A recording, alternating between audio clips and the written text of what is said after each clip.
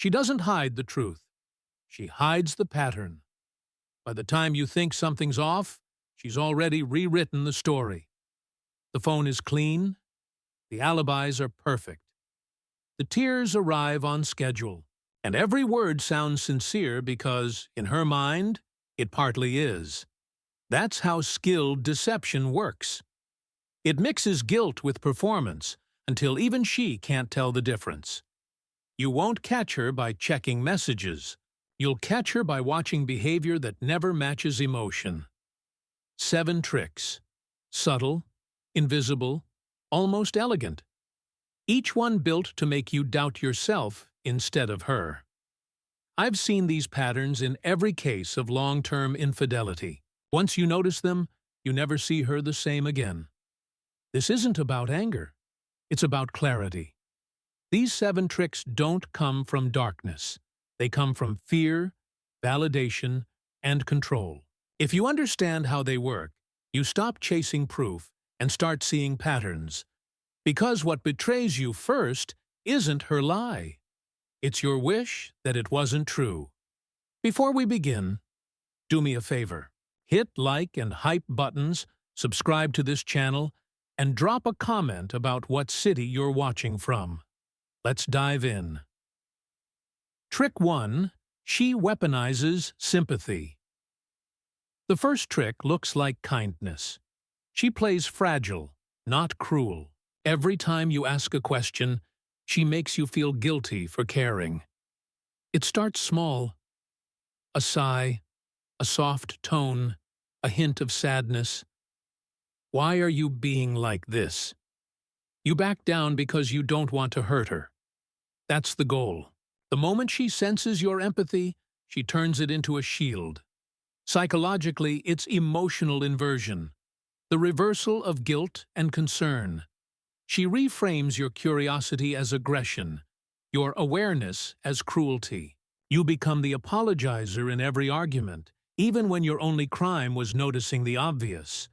It works because men are conditioned to protect pain, not question it. You see tears and think honestly. She sees your hesitation and thinks of opportunity. Watch how she times it. The tears arrive right after the confrontation. Her voice softens the second you sound firm.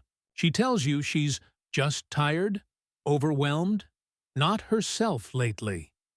Each phrase lowers your guard, recasting her as the victim of stress instead of the architect of deceit. You start comforting her while she's still defending the lie. That role reversal is the whole trick, turning accountability into compassion training. In psychology, this is called affective manipulation, using emotional signals to redirect moral attention. She doesn't need to prove innocence if she can make you feel cruel for suspecting her. You stop asking questions, not because you trust her, but because you hate the way it feels when she cries. Over time, your silence becomes loyalty, and loyalty becomes her camouflage. If you notice that every confrontation ends with you apologizing, you're not in a relationship. You're in containment. Her sadness isn't communication. It's control. And when sympathy becomes your weakness, she no longer needs lies. Your guilt keeps her safe. But not every trick hides behind emotion. The next one builds a perfect schedule, and you'll believe every second of it. Trick 2. She creates. Perfect alibis, deception doesn't survive chaos. It needs order. That's why the second trick is structure, not passion. Every movement, every plan, every busy day has rhythm. Predictable, logical, unthreatening. That rhythm is her cover. She builds a routine so airtight that suspicion feels irrational. The gym every Tuesday. Dinner with friends every Thursday. A work project that always runs late the same nights each week. You see consistency. She sees camouflage. Psychologically, it's preemptive credibility. Humans trust repetition. The brain confuses pattern with honesty. So she repeats details. Same times, same stories, same routes. Each one rehearsed until it sounds natural. If you question it, you look paranoid, because consistency now equals innocence. Watch for the micro-tells. She starts naming other people before you ask. I'll be with Clara. The team might stay late again. The restaurant's near the office. These are not updates. They're preemptive defense lines. She's seeding alibis so deep into conversation that they sound like care. And here's the brilliance. The alibi often includes you. She references something you said earlier, a memory, a shared joke. It makes the story personal, believable. That emotional layer hides the logistical lie underneath. You feel connected, even while she's creating distance. Most men never test the timeline. They assume the event happened because the story stayed the same. But in deception psychology, stability is a red flag. Truth changes with retelling. Lies remain identical. When every explanation sounds word-perfect, it's not honesty. It's rehearsal. The longer the structure lasts, the harder it is to question. You start doubting yourself before doubting her. Her schedule becomes sacred. Her busyness becomes a virtue. And you start apologizing for interrupting it. The cruel part? She built this system slowly, one believable minute at a time. A second phone is silent. A co-worker's name was recycled as cover. Receipts that match her story because she planted them there first. Not spontaneous, strategic. By the time you sense something wrong, her narrative has a witness, a timestamp, and a reason. And all you have is instinct, the only evidence she taught you to ignore. Because the best lies don't sound creative. They sound normal, rehearsed, boring, exactly the way she wants them to. But patterns can't hide forever. The next trick isn't about schedules. It's about separation, how she divides her life so nothing ever touches. Trick 3. She compartmentalizes like a pro. The third trick isn't loud. It's quiet, efficient, invisible. She doesn't just lie to you. She builds separate worlds where the lie can breathe. Different clothes, different tone, different versions of herself. In psychology, it's called cognitive compartmentalization. It's how people live double lives without collapsing from guilt. She slices her identity into clean sections and never lets them touch. At home, she's calm, domestic, and responsible. Outside, she becomes someone lighter, freer, untraceable. Notice how the boundaries form. She changes devices. This phone is just for work. She sets new passwords for privacy. She avoids leaving digital trails by moving between apps, deleting caches, and using temporary accounts. She never mixes playlists, photos, or messages because one wrong cross-file can ruin everything. Even her body language shifts. She uses different perfumes for meetings, different bags for errands, different energy when she walks in the door, either too warm or too neutral, never natural. She's not acting. She's switching systems. You'll feel the disconnection before you can name it. Moments where she's present but emotionally absent. Where conversation feels rehearsed, like she's repeating a summary she practiced. That's the wall of compartments, emotional soundproofing. It works because she convinces herself each world is honest in its own context. With you, she's loyal here. With him, she's loyal there. In her mind, the contradiction disappears. She isn't lying. She's managing realities.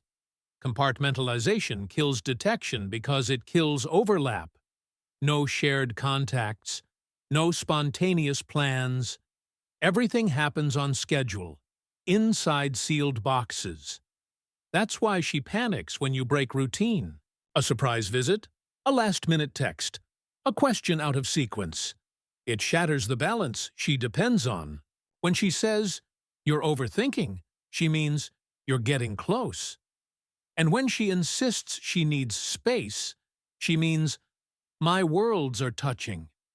It's not coldness, it's logistics. Each room in her life has a lock, and you only have the key to one. But not all deception lives in silence. The next trick speaks first, louder and cleaner. Because whoever tells the story first controls the truth. Trick 4. She controls the narrative.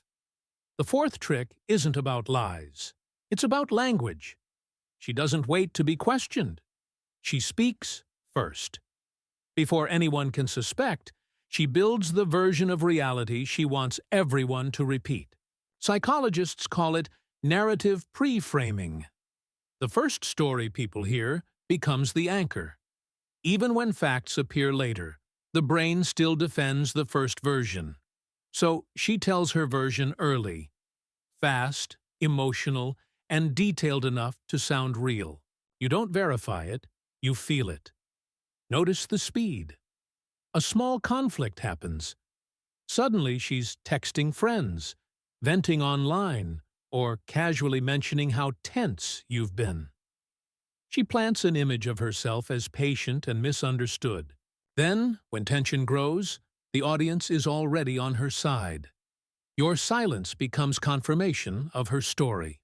She knows words move faster than evidence, so she narrates first and edits later. If she was out late, she already told people you overreact sometimes. If you grow distant, she's already said you're emotionally unavailable. Every confession you make fits her script. Every reaction you give strengthens her case. It's not random gossip, it's reputation management. She controls sympathy, blame, and moral tone before truth ever enters the room.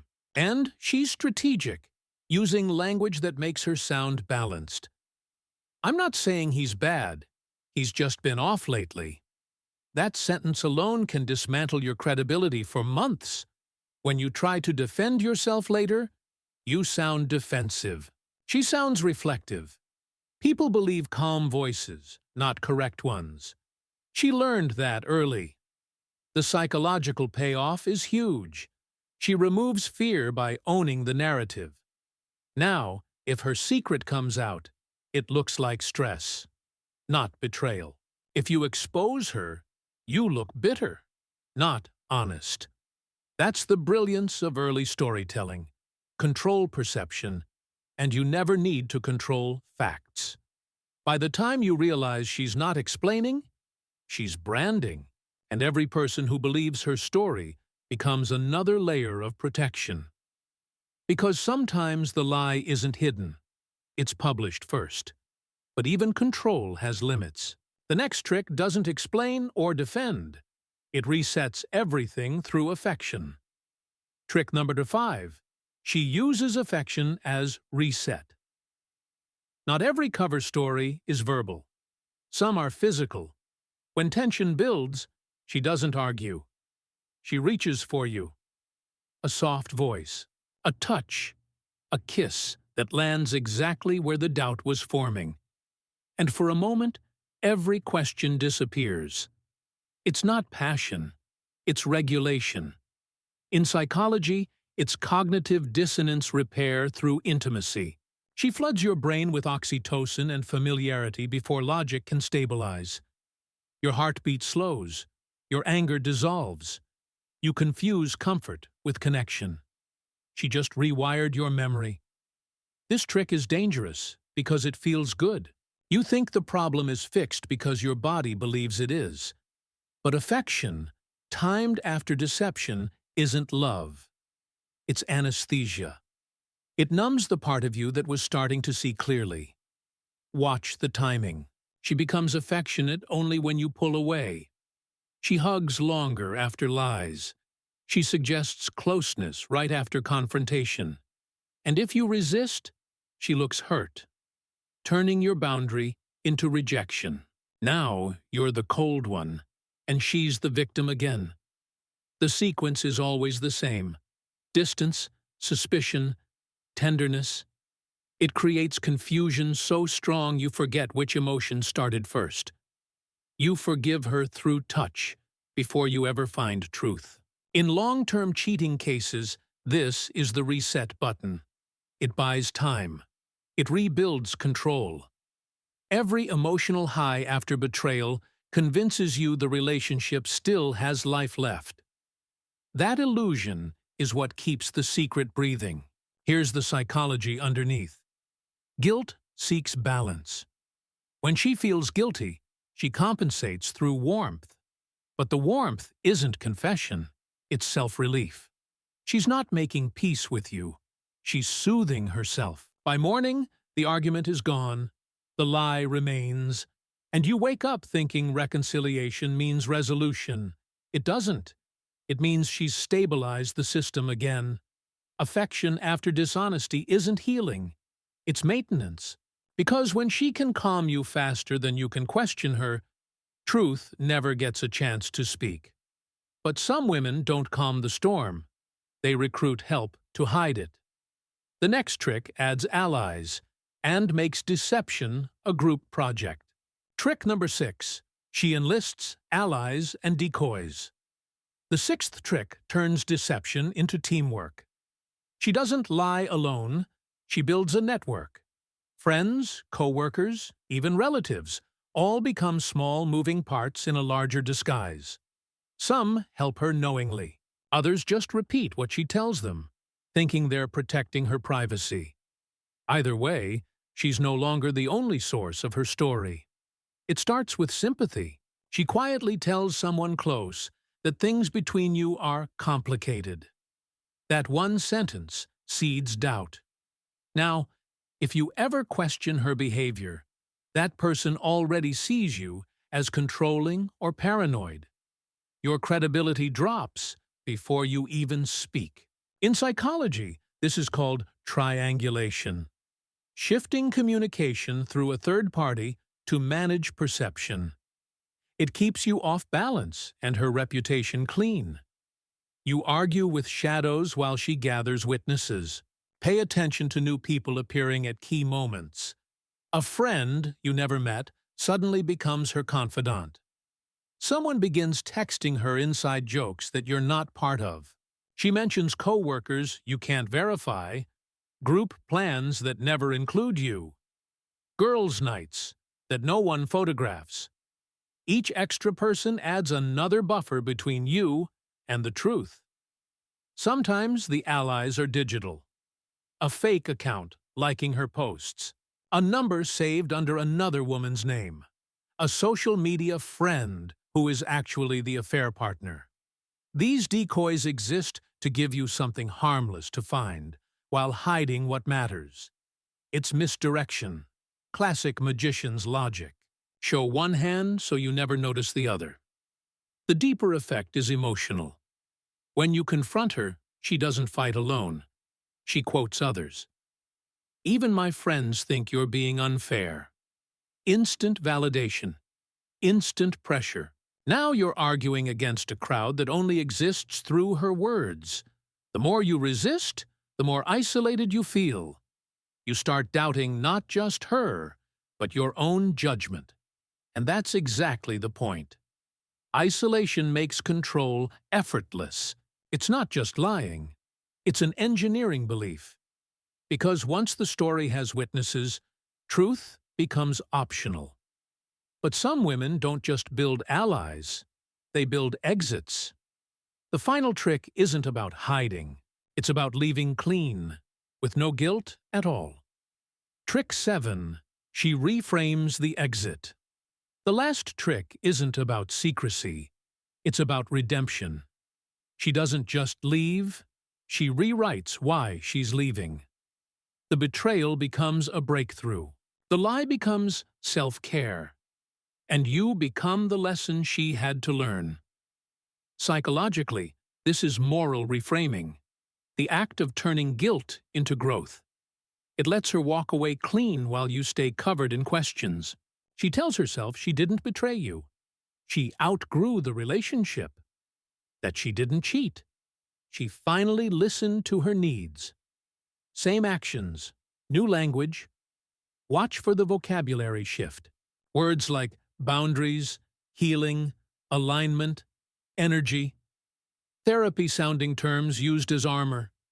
Suddenly, you're not part of a relationship. You're part of her recovery story. She quotes podcasts, talks about finding peace, and says it's no one's fault. It sounds mature, almost noble. That's the trap. In reality, she's building a moral distance.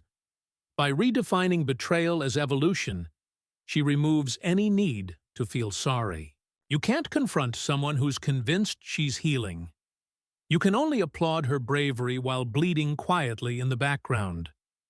Notice how the timing works. This reframing begins before she's gone. She starts speaking in endings. I just feel different. I need space to figure out who I am. I don't know if I'm happy. Each phrase softens the ground for her exit. When she finally leaves, it feels inevitable, almost responsible. The brilliance is that people believe her. Because no one questions self-discovery. She walks out with sympathy instead of shame, and you're left defending your pain in a world that already decided she was right to seek happiness. That's the final stage of deception. Not hiding guilt, but deleting it. A clean rewrite. A graceful goodbye that leaves you looking like the villain for holding on. She calls it growth. You call it betrayal. Both are true, but only one of you has to live with it. Because once she turns betrayal into self-improvement, there's nothing left to forgive. She doesn't erase the truth. She just gives it prettier words. By the time you realize what happened, she's already rewritten the story, the timeline, and your role in it. That's how some women get away with cheating. Not by hiding what they did, but by convincing you it meant something else. And once you believe that, she never has to lie again.